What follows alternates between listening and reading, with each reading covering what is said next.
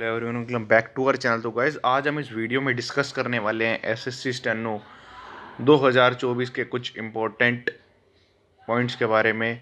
तो भाई हमारा जो एग्ज़ाम है वो 10th ऑफ दिसंबर और 11th ऑफ दिसंबर को फाइनली ख़त्म हो चुका है। टोटल एग्ज़ाम हमारा 6 शिफ्ट में करवाया गया था, जो कि अब कंप्लीट हो चुका है। तो अब सबसे बड़ा क्वेश्चन भाई यही होता है कि भाई आंसर की कब तक आ जाएगी। तो आंसर की वैसे अगर देखा जाए तो पिछले साल के एनालाइज के थ्रू भाई आंसर की एक हफ्ते के अंदर अंदर बिल्कुल आ जाती है। तो अगर 11th ऑफ दिसंबर को अगर एग्ज़ाम ख़त्म हुआ है तो 18-19 दिसंबर तक डेफिनेटली आंसर की आ जाएगी। इससे लेट नहीं जाएगी। लास्ट मैक्स टू मैक्स 20 दिसंबर हो सकता है। इससे लेट जाने का कोई भी उम्मीद नहीं बनती, बल्कि इससे पहले पहले आ सकती है। 18-19 के राउंड बिल्कुल आने का चांस है। डेफिनेटली इतने तक आ जाएगी। एक हफ्ते में पूरा मैक्सिमम चांस होता है कि इतने तक आ जाए। और ज़्यादा शिफ्ट में एग्ज़ाम भी नहीं होता, ज़्यादा लंबा भी नहीं होता कि वो ज़्यादा टाइम आंसर के लिए लें। तो आराम से 18-19 दिसंबर एक्सपेक्ट की जा सकती है, मैक्स टू मैक्स 20 दिसंबर। सेकंड भाई सेफ स्कोर हमारा कितना रह सकता है। तो जो हमारा ये सेफ स्कोर जो मैंने लिखा है इसमें 140 प्लस, ये भाई फाइनल तक है। क्योंकि हमें प्री एग्ज़ाम तो भाई क्लियर कर ही लेते हैं, मेन है कि भाई स्किल क्लियर करने के बाद फाइनल मेरिट में नाम आना। क्योंकि भाई बंदों का ये हो जाता है कि प्री तो चल रहा है भाई, क्लियर हो गया, स्किल हो गया, फिर फाइनल में रह गए। तो भाई हमें अपना यही टारगेट करके चलना है ना कि हमारा अगर 140 प्लस के राउंड नंबर बन रहे हैं तो डेफिनेटली हमारा सिलेक्शन हो ही जाएगा।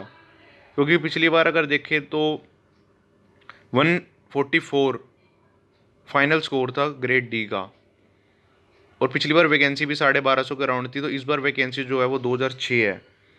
तो और अटेंडेंस भी थोड़ी कम बता रहे हैं और फॉर्म फिलअप भी कम हुए थे पिछली बार से, और वैकेंसी भी अच्छी है। तो अगर उम्मीद लगाई जाए तो भाई 140 प्लस पे डेफिनेटली हो जाना चाहिए। 140 के राउंड ही, आधा एक नंबर ऊपर ऊपर नीचे हो सकता है, इससे ज़्यादा फर्क नहीं रहेगा। और ग्रेड सी के लिए 150 के राउंड हो जाना चाहिए। हम तो भाई यही एक्सपेक्ट कर सकते हैं कि मैक्स टू मैक्स जितने नंबर बने उतना ही बेस्ट है। पर एक बंदा एनालाइज करके चलता है कि अगर मेरे इतने नंबर बन रहे हैं तो मैं पूरा जोर लगा दूँ भाई स्किल टेस्ट क्लियर करने के लिए। तो भाई यही है कि अपना अगर 140 के राउंड बन रहे हैं तो डेफिनेटली कर दो तैयारी खींच के स्किल टेस्ट की। और थोड़े दिनों में पता चल ही जाएगा आंसर की आते ही कि भाई अपना क्या स्कोर बन रहा है। और उसके बाद भाई स्टेनो का प्री रिजल्ट ही कब तक आ सकता है। तो भाई स्टेनो का रिजल्ट जो आता है वो 1 सवा 1 महीने के अंदर आ जाता है। मतलब 30 से 45 दिन के बीच में हमारा जो है वो प्री का रिजल्ट आ जाता है। तो अगर 11 दिसंबर है तो अराउंड ये लगा लो कि 15 जनवरी तक स्टेनो का जो प्री का रिज़ल्ट है, रिटर्न का रिज़ल्ट, वो आ जाएगा। डेफिनेटली तक आ जाएगा। 15 जनवरी से 20 जनवरी के बीच में 1 सवा 1 महीने का टाइम मिलता है।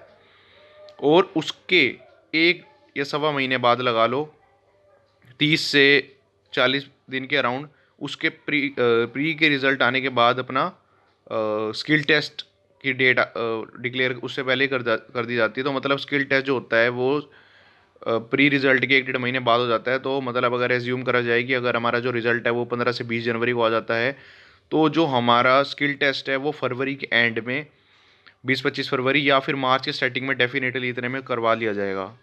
तो अगर अभी से एक्सपेक्ट करा जाए तो जैसे कि अभी हमारे पास जो टाइम बचता है वो अराउंड 2 महीने हमें पूरे मिलते हैं। 1.5-2 महीने का टाइम बिल्कुल मिलता है कंप्लीट स्किल टेस्ट के लिए। तो इतने में आराम से भाई हमारी जो स्पीड है वो 80 to 90, 90 to 100 भी डेफिनेटली कवर की जा सकती है अगर बंदे ने अपना बेसिक कंप्लीट कर रखा है। तो 2 महीने नेट अभी हमें स्किल टेस्ट के लिए मिलते हैं। तो भाई पूरा भी टाइम कंप्लीट है, मतलब रिमेनिंग हमारे पास स्किल टेस्ट के लिए बेस्ट टू बेस्ट प्रिपेयर करने के लिए। मेन है भाई अपना नंबर बढ़िया बन गया तो कोई दिक्कत ही नहीं है, फिर बंदा पूरा जोर लगा दे स्किल टेस्ट के लिए। मेन फोकस और उसी पे रहना चाहिए। और देखते हैं भाई क्या रहता है आंसर की आने पर, सारे पता चलेंगे कितने कितने मार्क्स बन रहे हैं। और आई थिंक सबका एग्ज़ाम बढ़िया ही गया होगा। सो ओके गाइस, मिलते हैं नेक्स्ट वीडियो में। Thank you.